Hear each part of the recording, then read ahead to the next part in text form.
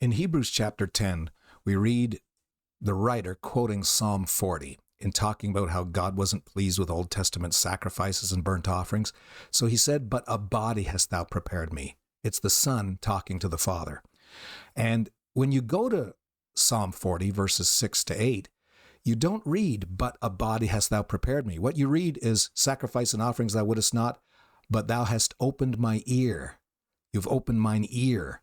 And why is there a discrepancy? Why does it say you've opened my ear as the reason that God wanted to do something than have burnt offerings and sacrifices? But yet the book of Hebrews says in the New Testament, "But a body hast thou prepared me," referring to the sacrifice.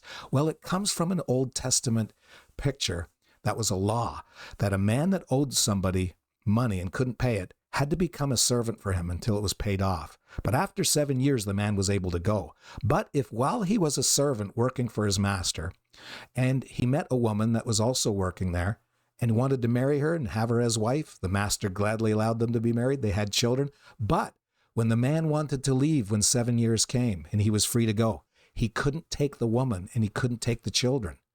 So if he loved his master and he loved that woman and he loved those children, he said, "Okay, I'm staying." And they would take his ear and bore a hole through it at the door of the master's house. And it would be an indication that I'm staying here to serve you forever because I love you and I love my wife and I love my children. Well, that's a picture we're supposed to understand, that the writer of Hebrews knew that a body you prepared me for sacrifice. In other words, I'm going to be so obedient to you, Father, that I'm going to die a death and I'm going to live such a holy life and such a sinless life to make sure I do not sin. Because if I commit sin, my sacrifice for them won't be sinless and I won't be able to be redeeming them. And mankind won't be my bride. I'll lose my bride. I'll lose all the children of God. So I'm so in love with man. I'm so in love with humanity that I'm going to be so obedient to. I'm going to live such a perfect sinless life that I'll be that sinless sacrifice that 15 centuries of animal sacrifices couldn't accomplish.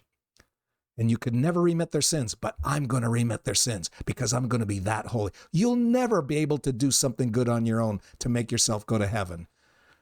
God did it all when he manifested in flesh and was that holy sacrifice because he loved you so much.